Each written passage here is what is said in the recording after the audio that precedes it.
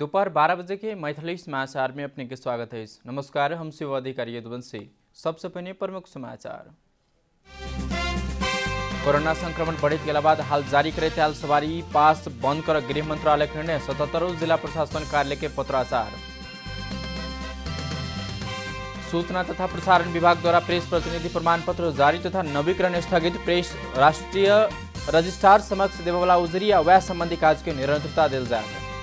आज देशभर मौसम सामान्य बदली रही भारी वर्षा की संभावना रहल। जल तथा मौसम विभाग के अनुमान सतर्कता अपनावा आग्रह। कोरोना वायरस के कारण विश्वभर मृत्यु होला की संख्या 7,47,000 पार। संक्रमित की संख्या 2,08,06,000 से बेसी। Paris Saint Germain PSG champion league football semifinal में प्रवेश। इटालियन क्लब एटलांटा 2 गोल अंतर से हारल।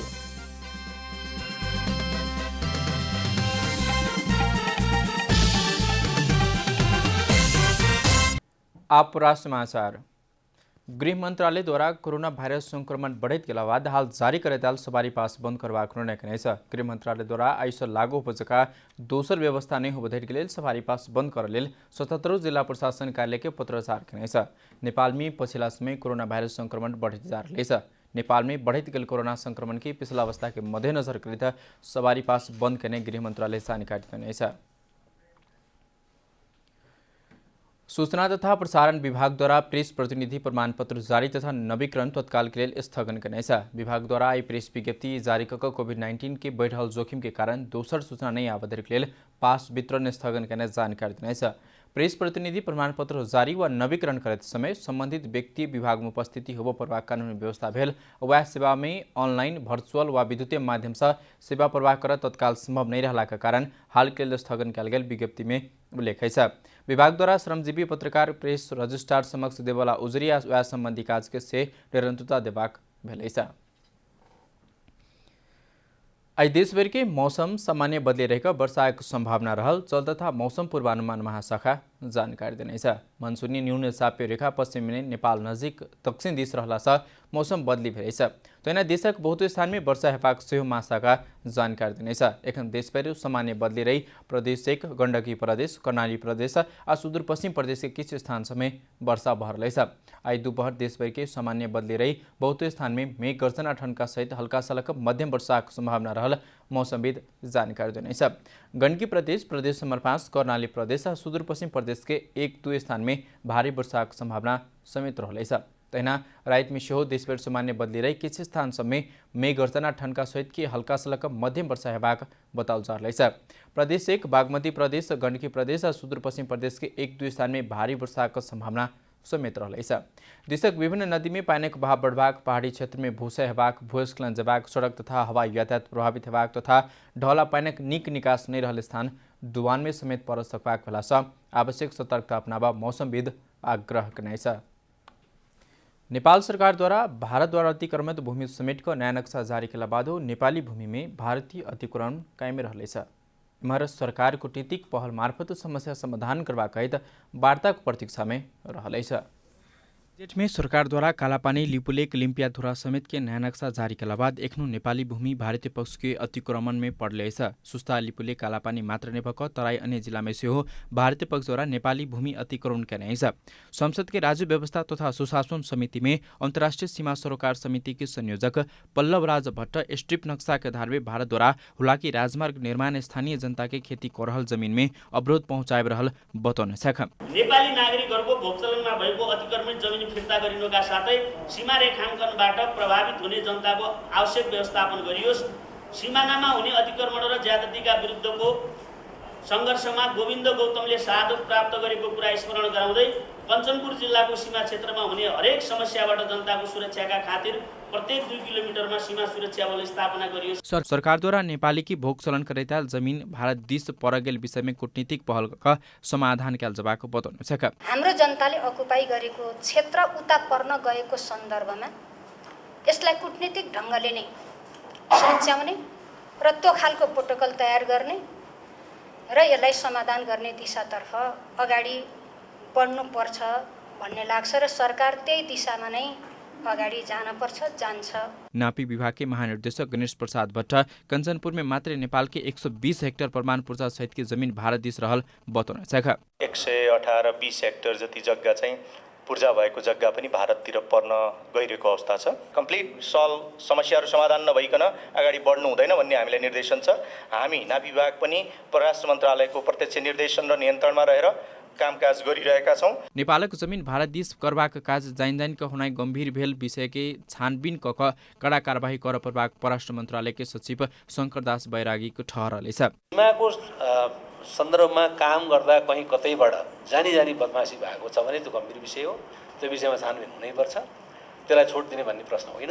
द्वन्द्वकालीन समय में सुरक्षा के कारण देखबैत नेपाल की दिश खटल तत्कालित सीमा सर्वे टोली भारतीय पक्ष की टोली संग भारतीय दिश रहेका मूल सीमा स्तंभ की व्यवस्था करे तो साक्षी स्तंभ आ सहायक स्तंभ के मूल स्तंभ स्वीकार कर स्ट्रिप नक्शा तैयार कल गेल देखल गेल छ।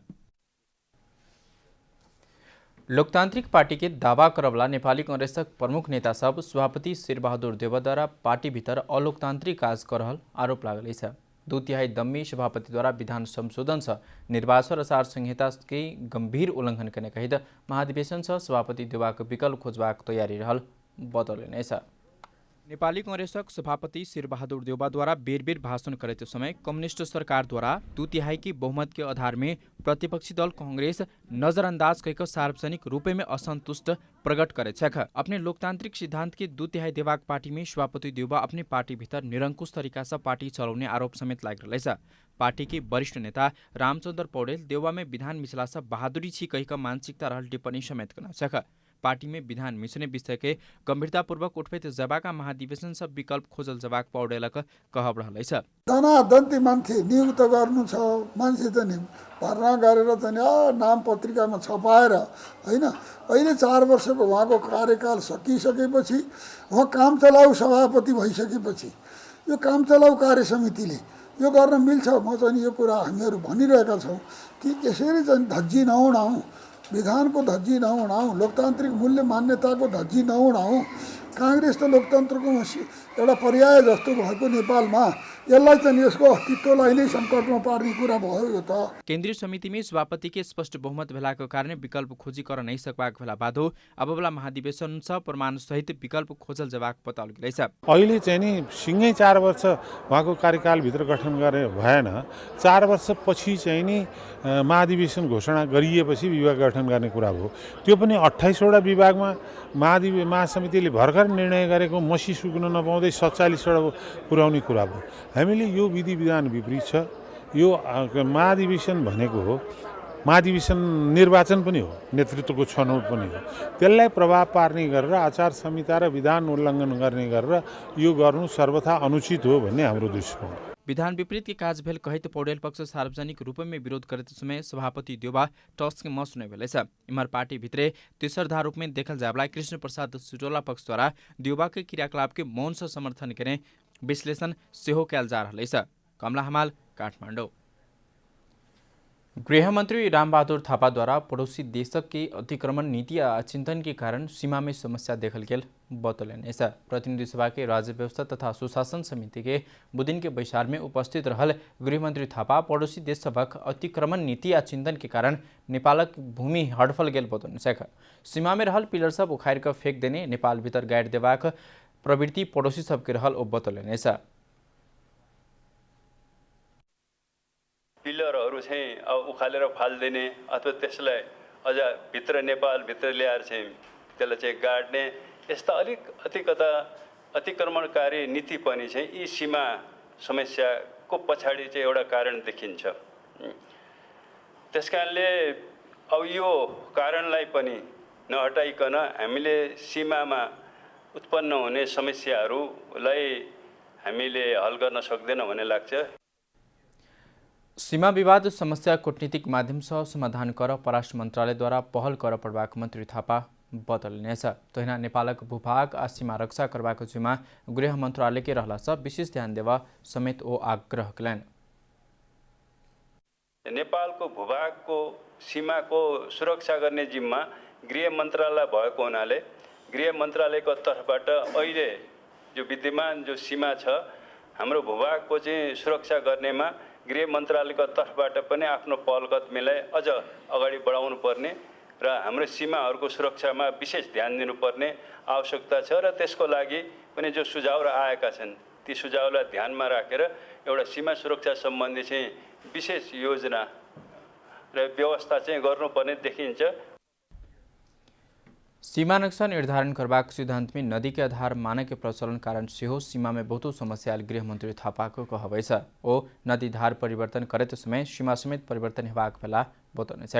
वह आधार में स्ट्रिप नक्शा बनबते समय नेपालक भूभाग भारत में भारत के भूभाग नेपाल में पड़ल बताउने छ।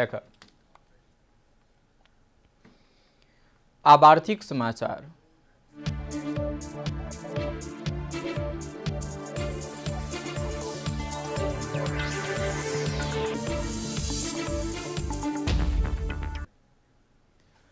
वायु सेवा संचालक सब भादो 16 गते से हवाई सेवा फिर से संचालन नहीं आल आंदोलन में जवाब घोषणा करने। आंतरिक हवाई सेवा उद्योग तत्कालै संचालन में नहीं लाओल गेल सेवे बंद होते जवाब कहे तो संचालक सब आंदोलन की चेतावनी देने। सरकार द्वारा लॉकडाउन कर से पहले चैत 9 गते इमार चार्टर्ड बाहेक नियमित उड़ान बंद करने। सरकार द्वारा इससे पहले भादव 1 गते से उड़ान कर देवाक निर्णय से हो कल गया।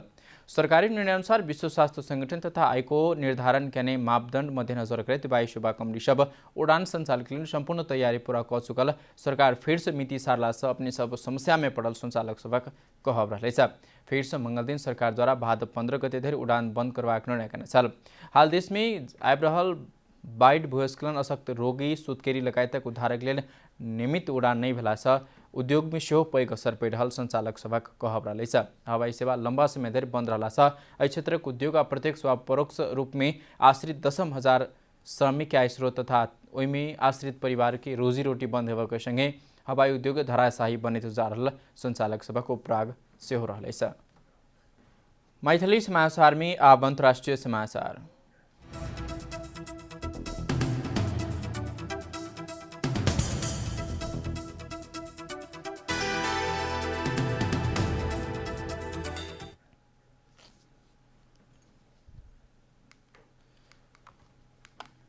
विश्वभर कोरोना वायरस के संक्रमण से मृत्यु होला के संख्या 7,47,000 पार बनल है। ये समाचार तैयार करते समय धर विश्वभर कोरोना वायरस संक्रमित के संख्या 2,08,08,000 से बेसी पहुंचल है।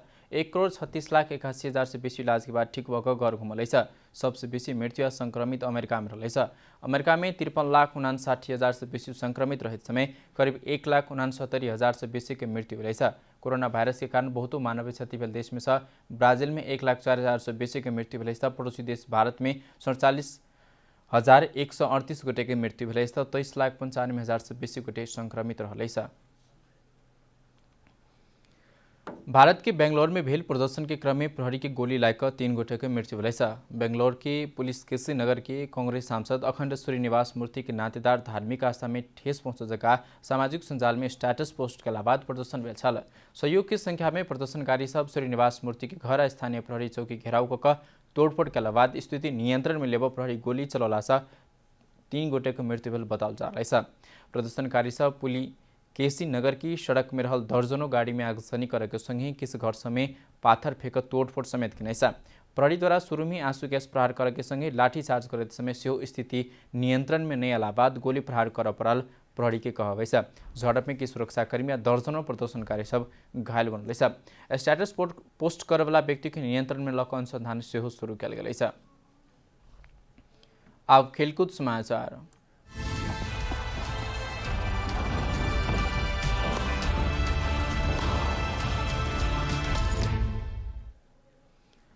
Paris Saint Germain PSG champion league football की सेमीफाइनल में प्रवेश करने है। लिस्बोन में बुध दिन रात भेल क्वार्टर फाइनल में इटालियन क्लब एटलांटा पर 2-1 की जीत निकाल फ्रेंच क्लब पीएसजी अंतिम 4 स्थान पक्का करने है। मारियो पासालिक 26 मिनट में गोल कर एटलांटा की शुरुआती अग्रता दिया था। लगभग हाल नजीक पहुंचल पीएसजी खेल के अंतिम समय में शानदार पुनरागमन करने साल 9 मिनट में मार्किनहोस पीएसजी के लिए बराबरी गोल करा और गोलक लिए नेइमार सहयोग करने साल वही के 3 मिनट बाद अर्थात इंजुरी समय के 63 मिनट में केलियन एम्बापे सहयोग में एरिक मैक्सुके गोल कर पीएसजी के जीत दिया था। जीत संगे पीएसजी 25 वर्ष के बाद चैंपियंस लीग के सेमीफाइनल में प्रवेश करने है। पीएसजी अब वाला मंगल दिन सेमीफाइनल में आरबी लेप्जिग और एथलेटिक मैड्रिड के सामना करा था। समाचार के अंत में प्रमुख समाचार सब फिर से एक बेर। कोरोना संक्रमण बढ़ित गेला बाद हाल जारी रहता सवारी पास बंद कर गृह मंत्रालय का निर्णय। 77 जिला प्रशासन कार्यालय के पत्राचार। सूचना तथा प्रसारण विभाग द्वारा प्रेस प्रतिनिधि प्रमाण पत्र जारी तथा नवीकरण स्थगन। प्रेस रजिस्ट्रार समक्ष देवल जावला उजरी व्याह संबंधी कार्य की निरंतरता दिल जाए। आज देशभर के मौसम सामान्य बदली रही भारी वर्षा को संभावना रहल जल तथा मौसम विभाग के अनुमान। सतर्कता अपनावा आग्रह। कोरोना वायरस के कारण विश्वभर मृत्यु होला की संख्या 7,47,000 पार। संक्रमित की संख्या 2,08,06,000 से बेसी। अब Paris Saint Germain PSU champions league football semifinal में प्रवेश। इटालियन क्लब एटलांटा 2-1 गोल अंतर से हारल।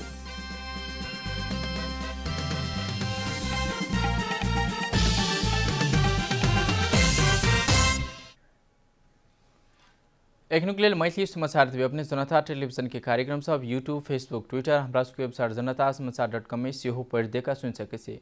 सूचना में अपने सबक सहभागिता समय में समाचार हमारा शोक प्रतिबद्धता। कोरोना वायरस के संक्रमण से बचबाक लेल नियमित रूप में हाथ धो भीड़भाड़ सलग घर में सुरक्षित रहो और परिवार के सेहो राखो। नमस्कार।